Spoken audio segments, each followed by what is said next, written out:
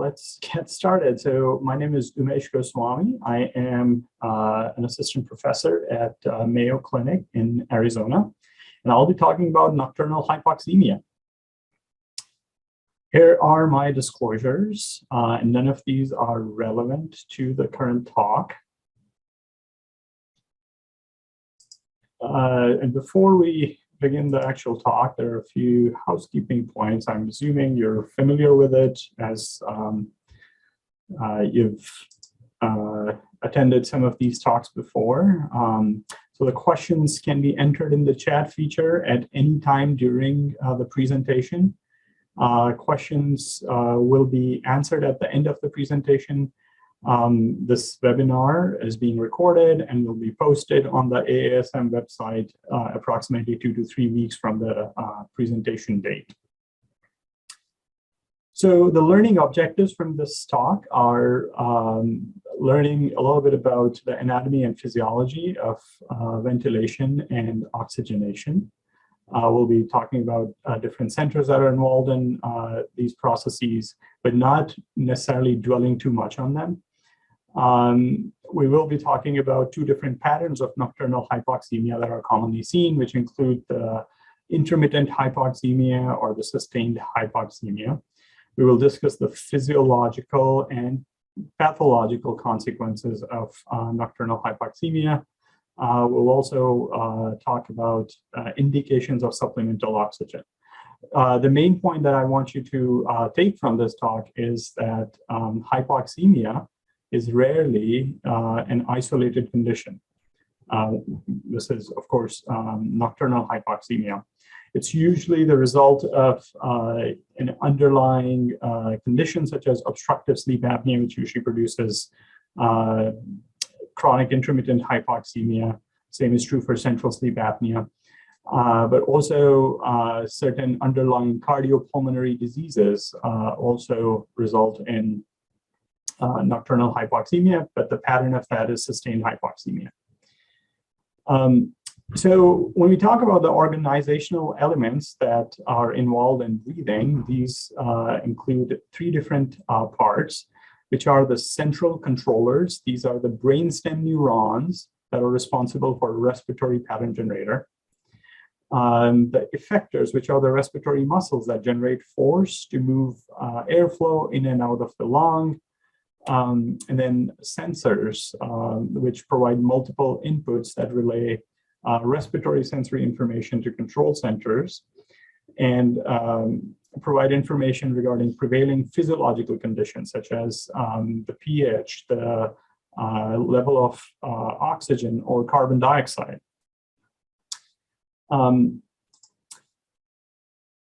When we talk about the central controllers of breathing, I would just name them here.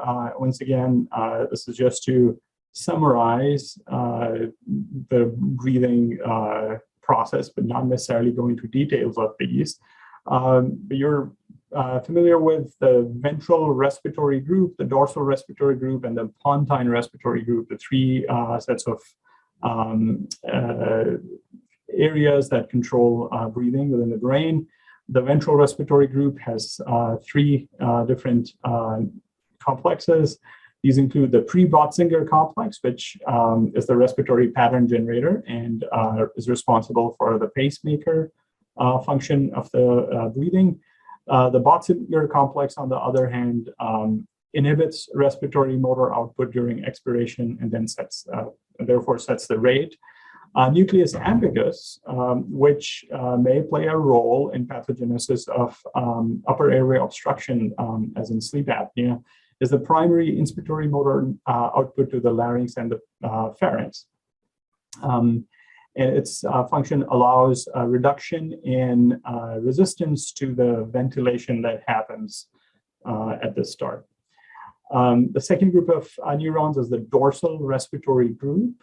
These receive afferent inputs from phrenic, vagus, and peripheral chemoreceptors, thus playing the main center of the feedback loop in control of respiration.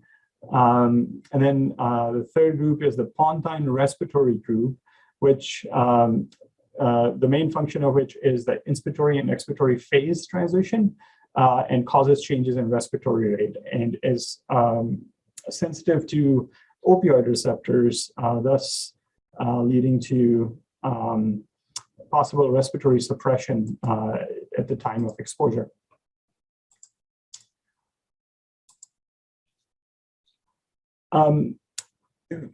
Moving on from this central controllers, there are certain chemical controls that provide feedback to the breathing, and these include the chemical receptors located at the periphery, that is either at the carotid body or the aortic body, or the central chemoreceptors. The central chemoreceptors respond to changes in carbon dioxide and hydrogen ion. They usually respond slow. Their response takes several minutes to actuate, and these mediate the cyclical breathing pattern and cause instability, or may be related to instability that is seen in central sleep apnea. On the other hand, the peripheral chemoreceptors, which are the main point that we'll be discussing, are located on the carotid body and aortic body. They respond to hypoxemia and hypercapnia and increased hydrogen ion concentrations. These usually respond pretty rapidly within 1 to 2 breaths. As I will point out an example, the repetitive exposure to hypoxia can cause plasticity in peripheral chemoreceptors and blunt their response to minute ventilation. In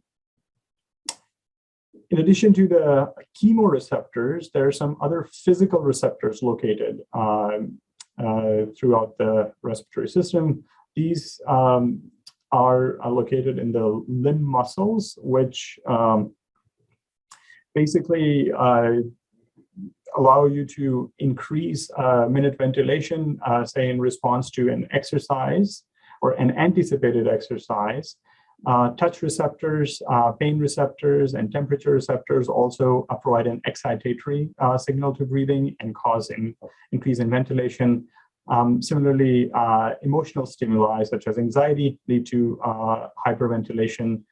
On the other hand, lung stretch receptors located in the interstitium of the lung are responsible for something called the Herring-Brewer reflex, that is suppression of inspiration in response to stretching, as well as the cortical control, that is the supratentorial control of breathing can either increase or decrease ventilation. Now, of course, the main purpose of ventilation is to achieve oxygenation. So what is oxygenation? Oxygenation is the process of oxygen diffusing passively from the alveolus to the pulmonary capillary, where it binds to hemoglobin in the red blood cells or dissolves to plasma. And of course, the carbon dioxide is just the opposite. It diffuses from the blood into the alveolus. Now, of the 3 processes that are involved in oxygenation, that is the ventilation, the diffusion, and perfusion. Ventilation and perfusion are active, that is, require energy consumption. Diffusion of the gases, on the other hand, is a passive process. And both the level of oxygen and carbon dioxide are both are very responsive to minute ventilation. So if the minute ventilation increases, the PaO2 increases quite significantly. And when the minute ventilation increases, the PaCO2 goes down quite significantly. So they have a reverse relationship, but they're quite responsive to ventilation. Now, these changes are usually, or these factors are usually effective during wakefulness, but there are certain important changes that happen to both respiration, that is ventilation, and oxygenation during sleep. Let's take a look at some of these. So during sleep, the limb movement and mechanical stimuli are eliminated. So there's no feedback that's provided to respiration through these. The cortical control and emotional stimuli also go away. The response to chemosensitivity goes down. The upper airway resistance load increases quite significantly, which may result in sleep apnea, the obstructive sleep apnea. And normally when you're awake, when the upper airway resistance load increases, there's a load compensation that occurs to overcome that resistance load. But in sleep, that load compensation goes down quite significantly. All of these result in reduced minute ventilation. In addition, the ventilatory response to hypoxemia is dulled or blunted. So during sleep, you would not have the same response to hypoxemia by increasing minute ventilation as you would during wakefulness. Similarly, the response to hypercapnia is also blunted. Minute ventilation does not increase in response to hypercapnia. And in general, as a result of all these changes, minute ventilation decreases by about 1 to 2 liters per minute, which is about 25% of resting basal minute ventilation. The largest minute ventilation drop is seen in REM sleep compared to wakefulness. And as a result, hypoventilation occurs and hypercapnia ensues. The PCO2 increases by about 3 to 8 millimeters mercury, which is about 12.5% of basal normal PCO2 level. So the resting PCO2 during wakefulness is about 40 millimeters mercury. It increases to up to 45 millimeters mercury during sleep. Now, changes to respiration that occur during sleep are more pronounced during REM sleep in particular. There is an increased respiratory rate in REM, but the tidal volume is reduced. So the minute ventilation actually goes down because the tidal volume is smaller despite increase in respiratory rate. And of course, the minute ventilation is a product of respiratory rate times tidal volume. There is irregular breathing pattern in REM sleep, and there is an increased inhibition of upper airway dilator muscle activity, which results in upper airway collapse and increases the resistance to airflow that goes into the lung, which also reduces minute ventilation. Now, in addition to the changes that occur to respiration during sleep, there are several changes that occur to our hemodynamics during sleep as well. These include a drop in blood pressure by approximately 9 millimeters mercury in this one study that evaluated healthy subjects. There's a drop in heart rate. There's a quite significant drop in cardiac output, nearly about 30% drop. There's a small drop in stroke volume, about 7%, and the total peripheral resistance increases by about 22%. Now, all of these changes, that is the changes in respiration and changes in hemodynamics, can contribute to nocturnal hypoxemia. So what is nocturnal hypoxemia? Physiologically, nocturnal hypoxemia, or hypoxemia in general, is insufficient oxygenation. That is, decreased oxygen delivery from the alveolus into the blood. Now, this is to be differentiated from the term hypoxia, which is an abnormally low oxygen content in a tissue or organ or at the cellular level. So hypoxia is more at the cellular or organ or tissue level, while hypoxemia is low oxygen concentration in the blood.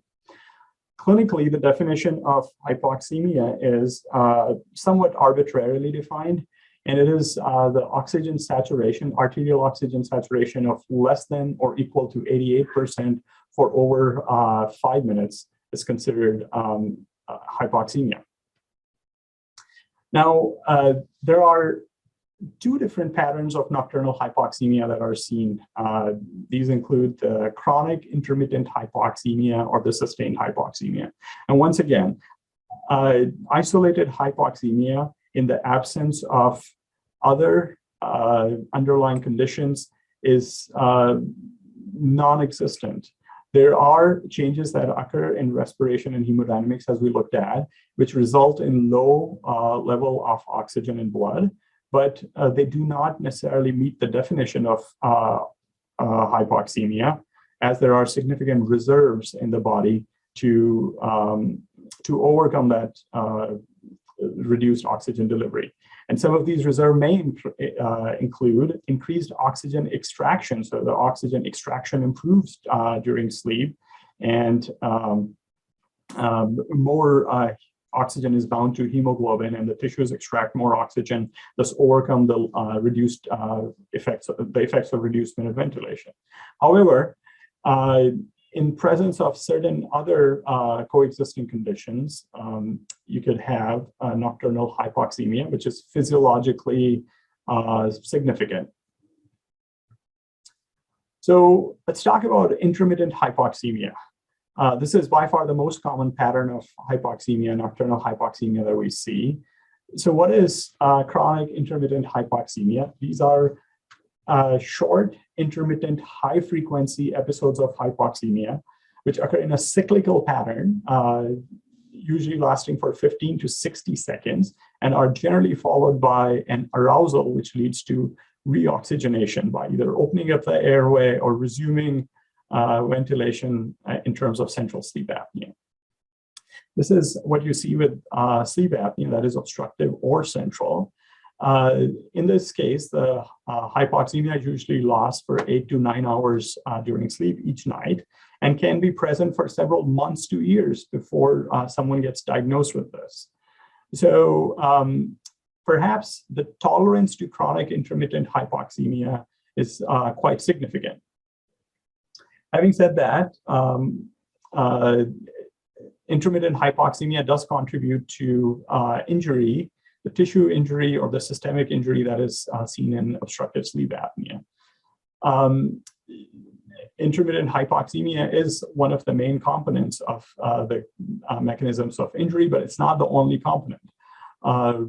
Repetitive reductions in intrathoracic pressures, as well as frequent arousals, which lead to sleep fragmentation, also causes some consequences of the OSA.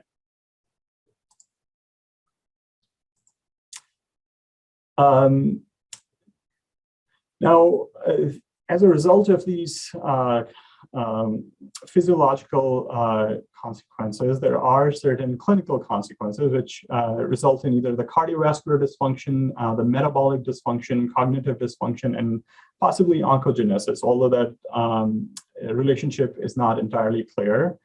So let's talk about how intermittent hypoxemia would result in cardiovascular dysfunction. This would happen because of the hypoxemia and reperfusion injury, which results in reactive oxygen species generation that increases systemic inflammation. And also endothelium dysfunction caused by intermittent hypoxemia can release endothelin, which is a potent vasoconstrictor, and cause some clinical consequences such as hypertension. Intermittent hypoxemia is also associated with reduced production of nitric oxide. Nitric oxide, of course, is a reactive oxygen species scavenger and can lead to further worsening of inflammation. And indeed, all of these can contribute to the clinical consequences such as hypertension, arrhythmias, and sudden cardiac death that is seen in patients with cardiovascular dysfunction.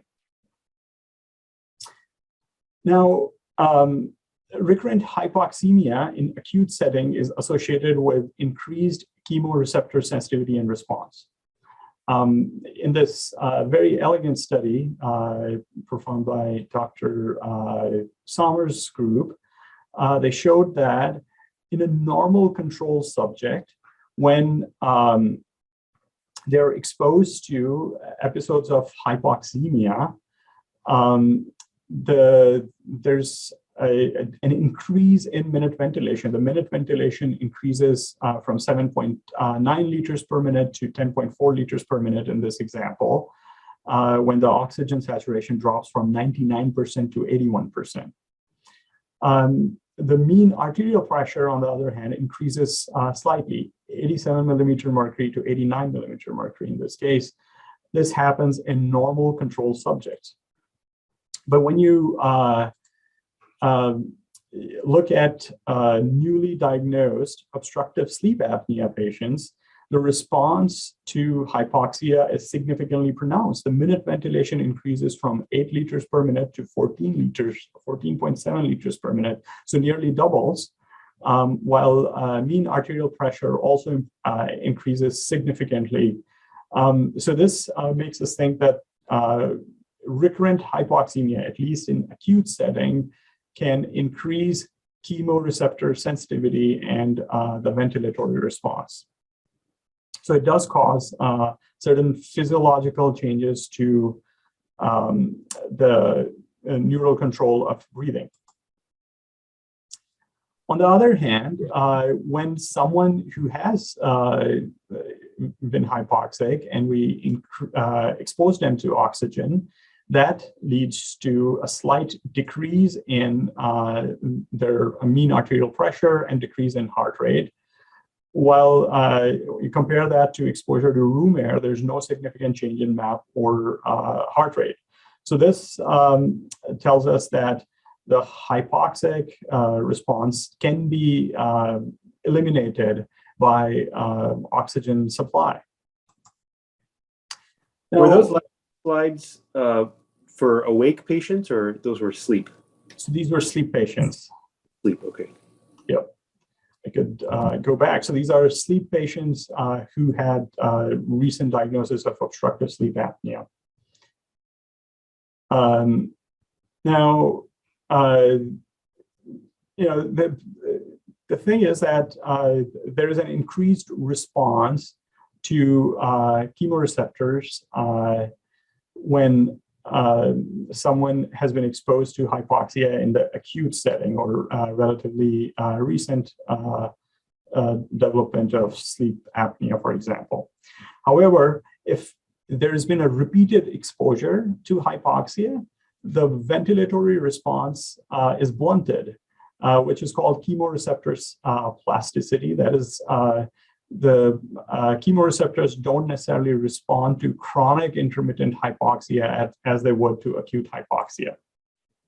Now, this was shown in this study by Dr. Redline's group, where control subjects, normal healthy controls, were compared to those who had family history of sleep disorder breathing, or the familial sleep disorder breathing, which was defined as, in this study, two relatives with obstructive sleep apnea.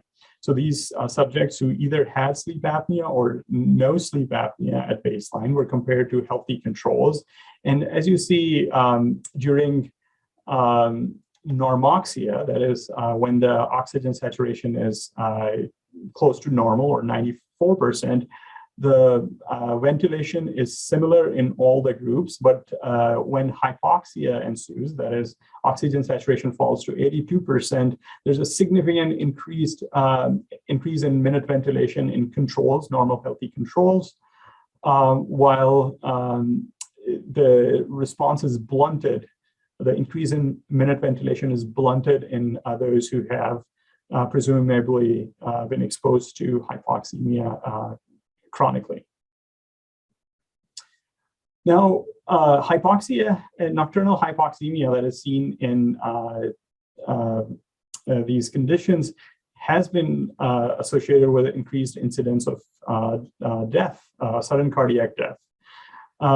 This is a very large study involving about 10,000 patients who were first diagnosed with obstructive sleep apnea. And they were followed for about 15 years and assessed, and they were assessed for incident, resuscitated, or fatal sudden cardiac death. And it was noted that lowest oxygen saturation or native oxygen saturation predicted incidence of sudden cardiac death. Here's the survival frequency or incidence of no sudden cardiac death compared to sudden cardiac death. Those with less than 78% oxygen saturation had a significant increase in sudden cardiac death compared to others. And of course, another important moderating factor was severity of obstructive sleep apnea, in addition to all other cardiac factors as well. Now, intermittent hypoxemia associated with sleep apnea is also a mediator in metabolic dysfunction that may be seen in these patients. In this study, where normal adults, that is those who do not have metabolic, previously diagnosed metabolic problem when they were diagnosed with obstructive sleep apnea, their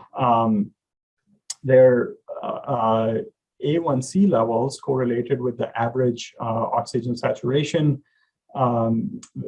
and with the lowest oxygen saturation. And as the percentage of total sleep time with hypoxemia increased, the A1C increased, and as the average oxygen desaturation index increased, there was an increase in A1C. So there's a reasonably strong relationship between intermittent hypoxemia and metabolic dysfunction that is seen in patients with sleep apnea. Now, in this particular study, they also showed improvement in hemoglobin A1C after 3 to 5 months of CPAP treatment. This has not necessarily panned out in most other studies, but certainly a finding that has not been fully settled yet. Now, in addition to the cardiovascular and metabolic dysfunction, intermittent hypoxemia has also been attributed to cognitive dysfunction that occurs in sleep apnea. This was shown in the APPLES study, which was largely a negative study, but hypoxemia was one factor that came out. The study enrolled about 1,200 patients with obstructive sleep apnea who were randomized to either a CPAP or a sham CPAP, and outcomes of neurocognitive function, sleepiness, and mood were evaluated at 6 months. And it was noted that although the impact of OSA on neurocognitive performance is small, but appears to be mostly related to severity of hypoxemia. Now, moving on to the other pattern of hypoxemia, that is the sustained hypoxemia. This generally occurs in patients who have underlying cardiopulmonary diseases or hemoglobinopathies, such as methemoglobinemia or sickle cell disease. Now, sustained hypoxemia is typically seen or most commonly studied in condition of obstructive lung disease, such as COPD. COPD can be associated with multiple different sleep-related breathing disorders, which may include, of course, sleep-related hypoxemia, but also obstructive sleep apnea, the condition that is called overlap syndrome. Although overlap syndrome does not necessarily only apply to presence of obstructive sleep apnea and COPD by itself. It could be asthma OSA overlap or ILD OSA overlap as well. And then patients with COPD also experience hypoventilation, as well as sleep fragmentation caused by frequent respiratory related arousals. Now, what are the mechanisms of sleep-related breathing disorders in COPD? Now, one of the primary mechanisms is that the decrease in ventilatory and motor output that occurs during onset of sleep, which occurs in everyone, is also occurring in patients with COPD. That coupled with elevated closing volume, that is, small airways in patients with COPD are closed at normal tidal volumes. They need higher tidal volumes to open up. And there's a slight reduction in functional residual capacity in patients with COPD. Now, this is somewhat counterintuitive. Patients with COPD generally have higher functional residual capacity than normal controls because of air trapping. However, just like everyone else, there is some reduction in ventilation and some reduction in FRC, maybe due to reduced tug on the upper airway and reduced some increased upper airway resistance. All of these factors combined lead to increased VQ mismatch or a ventilation perfusion mismatch, which results in hypoxemia. Now, on the other hand, patients with COPD have expiratory obstruction, but with sleep, there is some inspiratory flow limitation as well. That is, due to reduced motor output or motor tone of the upper airway dilator muscles. So the increase in inspiratory flow limitation usually leads to an increased inspiratory time, which results in a reduced expiratory time, which causes hypercapnia or not enough time for CO2 to be exhaled, and this results in hypoventilation. And then finally, the dynamic hyperinflation, that is hyperinflation related to air trapping that is seen in COPD, increases dead space ventilation and can also result in hyperventilation. Now, nocturnal hypoxemia is fairly common in patients with COPD. All patients, when you look at all patients with COPD, approximately 5% of them have nocturnal hypoxemia. But when you look at the subgroup of patients that either have severe daytime hypoxemia, that is oxygen saturation less than 90%, majority of them have nocturnal hypoxemia as well. But when you even look at those who have moderate daytime hypoxemia, or their daytime oxygen levels are relatively normal, between 90 to 95%, about half of them also have nocturnal hypoxemia because of some of the mechanisms that we discussed. Now, nocturnal hypoxemia in COPD has been associated with increase in systemic inflammatory marker. There's an increase in CRP level in those who have nocturnal hypoxemia versus those who don't. Similarly, IL-6 levels are elevated in those who have nocturnal hypoxemia and those not. And that's an independent effect of hypoxemia. Now, majority of COPD patients die at night from cardiovascular events. So cardiovascular disease is one of the most common cause of death in COPD. In general, those who die from cardiovascular events, the deaths usually happen in early morning hours. But an interesting finding in patients with COPD is that the deaths from cardiovascular events usually happen at night. Now, could this be mediated by increased systemic inflammatory markers or intermittent hypoxemia? That's quite possible. It may also be mediated by hypercapnia that occurs in COPD patients. Now, moving on from hypoxemia that's associated with COPD to the sleep apnea that's common in patients with COPD. Now, both COPD and obstructive sleep apnea are common conditions. And there is some consideration of a synergy between the pathogenesis of these conditions. And you would expect that obstructive sleep apnea may be more common in patients with COPD. However, it turns out that the prevalence of OSA in COPD is about the same as that in general population, nearly about 10 to 30%. Now, one of the possible mechanisms may be that hyperinflation that occurs with COPD may protect against obstructive sleep apnea. Now, it turns out that for every 1 liter increase in functional residual capacity, the critical airway pressure reduces by about 2 centimeter water. Now, critical airway pressure is an interesting concept. It's the pressure within the collapsible part of the airway, below which the upper airway collapse happens. So this can be determined in experimental models by applying a nasal CPAP to anyone, whether someone with obstructive sleep apnea or even a normal healthy subject.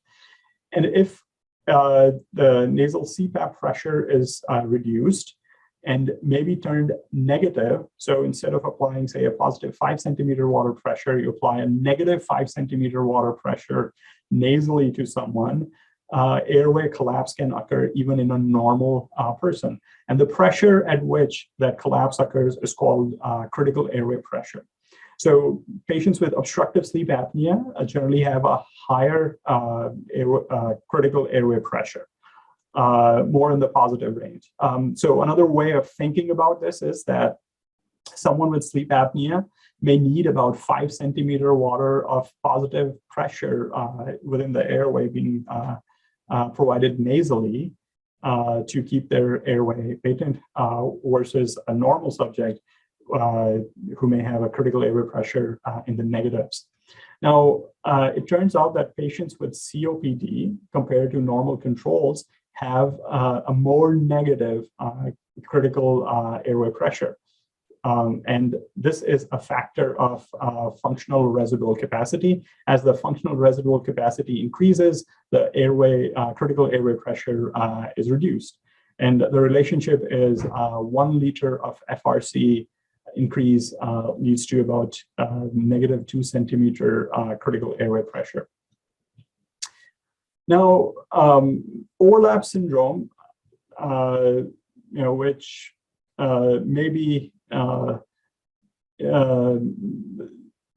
may, similar to obstructive sleep apnea, may result in certain physiological consequences.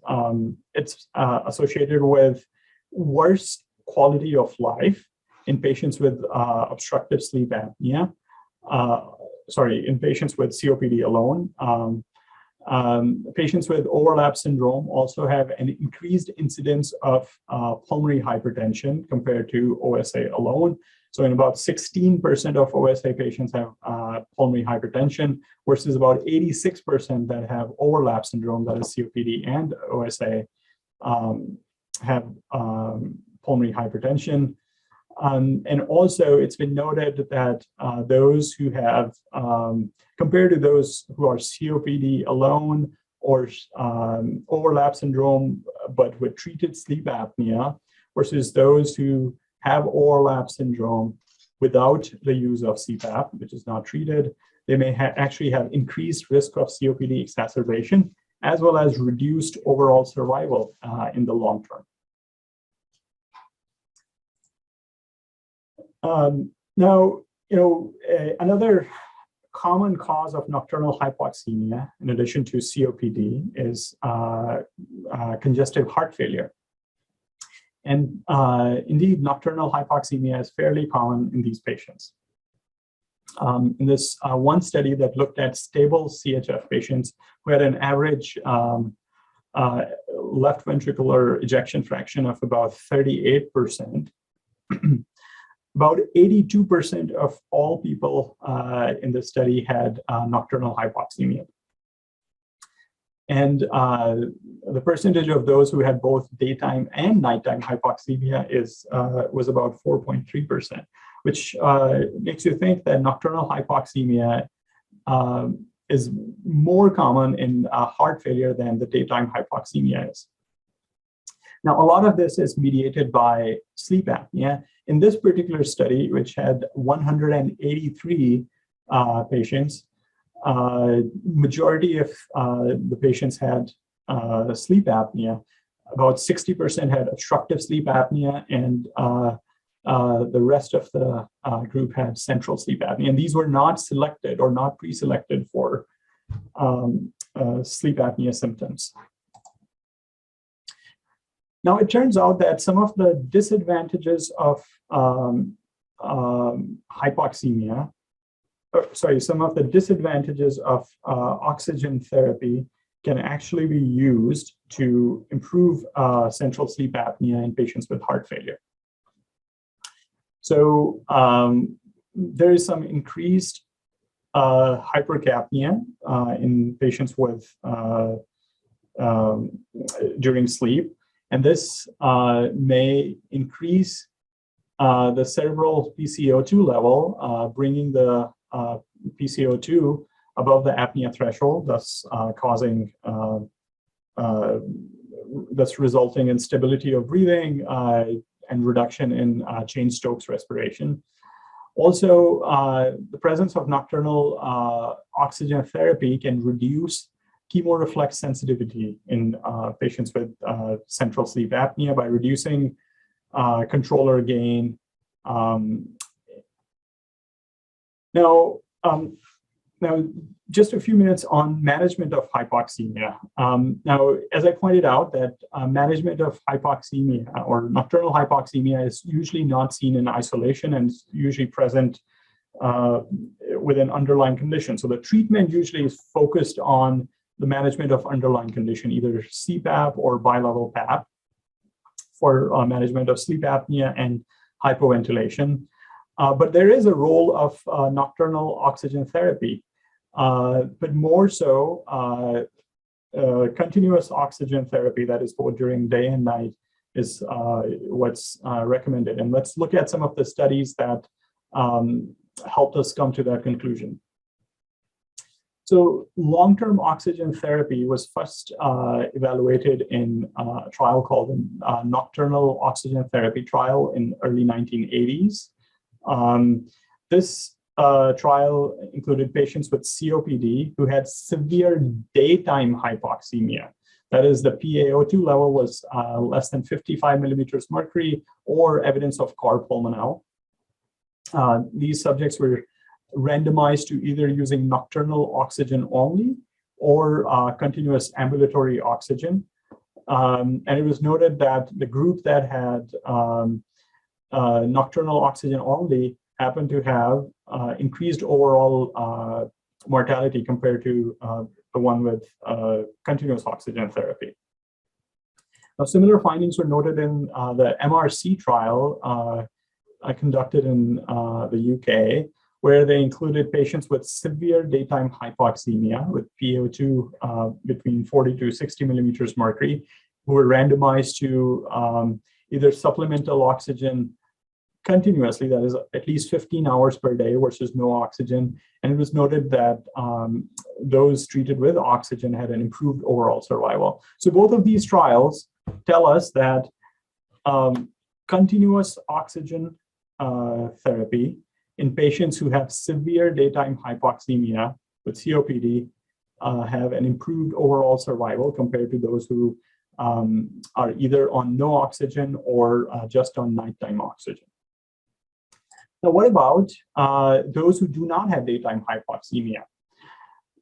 This has been studied in a few different trials. This one enrolled patients with severe COPD who did not have daytime hypoxemia. That is, the daytime PaO2 concentration was over 60 millimeter mercury. These were randomized to either using nocturnal oxygen at 3 liters per minute versus room air at 3 liters per minute. And at 3 years, no difference was noted in mortality. However, a slight improvement in mean PA pressure was seen in the group that had nocturnal oxygen versus room air.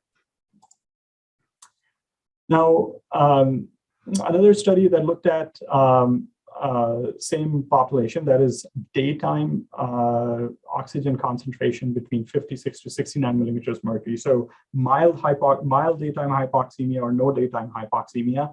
But this group had nocturnal hypoxemia They were randomized to nocturnal oxygen therapy to achieve a goal of 90% oxygen saturation at night versus control. And at 2 years, it was noted that there was no difference in mortality in either groups. The study also did not notice any improvement in mean PA pressures. So we first looked at that in patients with COPD who have daytime hypoxemia and nocturnal hypoxemia, they benefit from continuous oxygen throughout the day and night. And then these other two studies show that those who do not have daytime hypoxemia but only have nocturnal hypoxemia do not necessarily benefit from supplemental oxygen. And more recently, some of these questions have been readdressed by the long-term oxygen treatment trial, which was published in the New England Journal of Medicine in 2016. The target population of this trial was patients with stable COPD who had either daytime resting oxygen saturation in mild to moderate range, that is 89 to 93%, or they had exertional oxygen saturation greater than 80%, that is exertional hypoxemia. So the patients with COPD who have mild to moderate hypoxemia during the daytime, not severe hypoxemia, and no normal oxygen, as the previous trials looked at. So this addressed the gap in the previous trials by studying mild to moderate daytime hypoxemia, as well as exertional hypoxemia. These subjects were randomized to either supplemental oxygen that was either continuous or just during exertion versus no oxygen. And at about 1 to 6 years of follow-up, there was no change noted in mortality, hospitalization rate, COPD exacerbation rate, quality of life, 6-minute walk distance, or lung function in patients who were treated with oxygen versus who were not. So the conclusion of this trial is that mild to moderate hypoxemia or exertional hypoxemia alone also do not benefit from continuous oxygen therapy. Now, based on these studies, American Thoracic Society has come up with recommendations for use of oxygen in lung disease. Oxygen therapy is currently recommended for all patients with COPD or ILD who have resting room air hypoxemia, that is resting daytime room air oxygen saturation less than 88%. The oxygen should be used at least 15 hours per day, that is continuous oxygen, not nocturnal oxygen only. Oxygen therapy is not recommended in patients with COPD with moderate chronic resting room air hypoxemia. This was the target population of the LTOT trial, that is SpO2, between 88 and 93%. Oxygen therapy is recommended in patients with COPD or ILD with severe exertional room air hypoxemia. And once again, this oxygen should be used only during exertion, so not necessarily addresses the nocturnal hypoxemia, unless they have concurrent nocturnal hypoxemia as well. Now, some of the sort of lack of benefit from oxygen therapy may be mediated from a few different facts. It turns out that nocturnal oxygen may potentially be harmful, particularly in patients with COPD. It has been associated with worsening of hypercapnia, and there are a few different mechanisms behind that. This may be due to reduced hypoxic drive or due to Haldane effect, that is, the CO2 affinity for hemoglobin in the presence of increased oxygen is reduced, although both of these factors are not as significant in causing hypercapnia. The most important factor that leads to hypercapnia in patients with COPD who are exposed to oxygen is increase in VQ mismatching. So patients with COPD or other obstructive lung disease have some areas of the lung that are not well ventilated.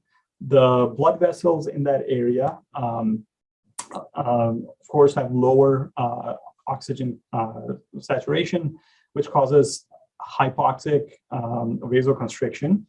But once oxygen is applied, the oxygen concentration in the blood vessels adjacent to even these non or less ventilated areas increase, which causes a shunting of blood from the well-ventilated area to less ventilated area, and that can cause hypoventilation and increase hypercapnia. Now, oxygen therapy has also been used in patients with CHF, and currently there are no strong indications or strong recommendations regarding it, but patients with central sleep apnea are known to have significant reduction in AHI when provided oxygen. Oxygen is as effective as CPAP in treatment of central sleep apnea. There's a significant reduction in lowest oxygen saturation as well as oxygen desaturation index in these patients. And there has been no improvement noted in cardiac contractility or reduction in arrhythmias in these patients.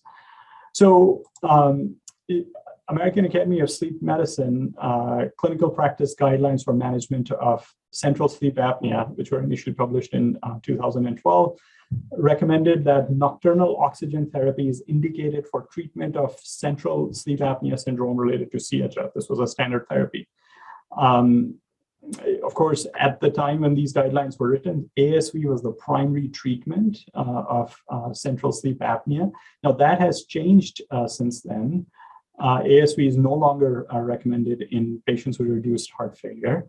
And currently there's a trial underway called the LOFT-HF trial, or long-term effects of nocturnal oxygen therapy, which is assessing use of oxygen in patients with stable heart failure and central sleep apnea to evaluate mortality, effect of it on mortality and morbidity in these patients. Now, finally, last couple slides on nocturnal hypoxemia that may be seen in the pediatric age group. It is relatively uncommon to see nocturnal hypoxemia in children, but can occur with pre-existing other conditions such as congenital heart disease, sickle cell disease, cystic fibrosis, or interstitial lung disease. Currently, it is recommended to use supplemental oxygen in children who have underlying lung disease or sickle cell disease.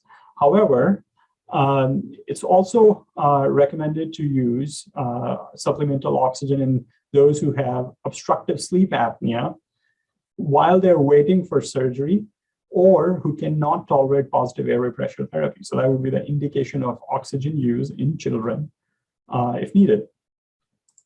Well, this is my last slide, and just summarizing the things that we discussed. The takeaway points are that there are two different patterns that are seen with nocturnal hypoxemia, which are intermittent hypoxemia and sustained hypoxemia, as well as the prevalence of hypoxemia is significantly is quite common. The hypoxemia is quite common in patients with COPD. Up to 70% of patients, even with normal daytime oxygen concentration, can have hypoxemia, while patients with CHF, 82% of them can have nocturnal hypoxemia. The treatment is usually focused on the treatment of underlying conditions using the PAP therapy. And supplemental oxygen is only recommended in patients with COPD who have severe daytime hypoxemia. And the supplemental oxygen is preferred to be continuous, that is at least 15 hours a day, and not necessarily at night. Thank you. So I'm going to read some of the questions that are present on the chat. I'll start with the last question, which is prescribing nocturnal oxygen therapy is difficult, often not approved by insurance companies. How do you do it? Well, so it turns out that nocturnal oxygen therapy, although it's only shown to be beneficial in patients who have daytime hypoxemia, but the insurance guidelines, the current CMS guidelines, actually allow you to prescribe oxygen for nighttime use, even if a patient just meets the criteria for nocturnal hypoxemia, that is oxygen saturation less than 88% for over 5 minutes. So, relatively, I think the oxygen prescription guidelines have not necessarily caught up with the recent evidence. Another question, can nocturnal hypoxemia produce erythrocytosis? Yes, it can. It may be a mediator for erythrocytosis, but not necessarily the most common cause of it. Another question that popped up, should we be checking home nocturnal pulse oximeter with OSA on CPAP to screen for hypoxia while on CPAP? Now, that's an excellent question. So most nocturnal hypoxemia that's associated with obstructive sleep apnea resolves with positive airway pressure therapy. But if there is suspicion, such as daytime headaches, or there was significant hypoxemia that was out of proportion to the OSA severity, it is reasonable to check oxygen saturations while on CPAP. And you can prescribe supplemental oxygen to patients with obstructive sleep apnea who remain hypoxemic despite adequate control of upper airway obstruction. Does oxygen help in treatment emergent central sleep apnea? Well, I'm not aware of any studies that have looked at that. As we know, the natural history of treatment emergent central sleep apnea is such that these improve with continued use of positive airway pressure therapy. So, it's somewhat of a transient problem. So I'm not aware of any trials that have addressed this particular question.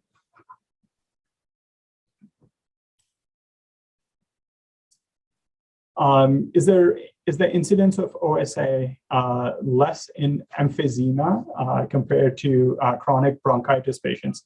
And that is correct. So due to increased FRC or increased air trapping, there is some protection in emphysematous patients against OSA, while patients with chronic bronchitis have either the same or higher incidence of obstructive sleep apnea compared to the emphysema phenotype.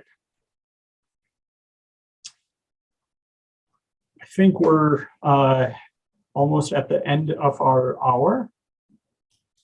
I would welcome any questions through email or feel free to send me messages on the chat afterwards. Thank you. Thank you, Dr. Goswami. You did a great job, and thanks to all the attendees who participated today, and we hope to see you again next month. Thank you. Thank you again.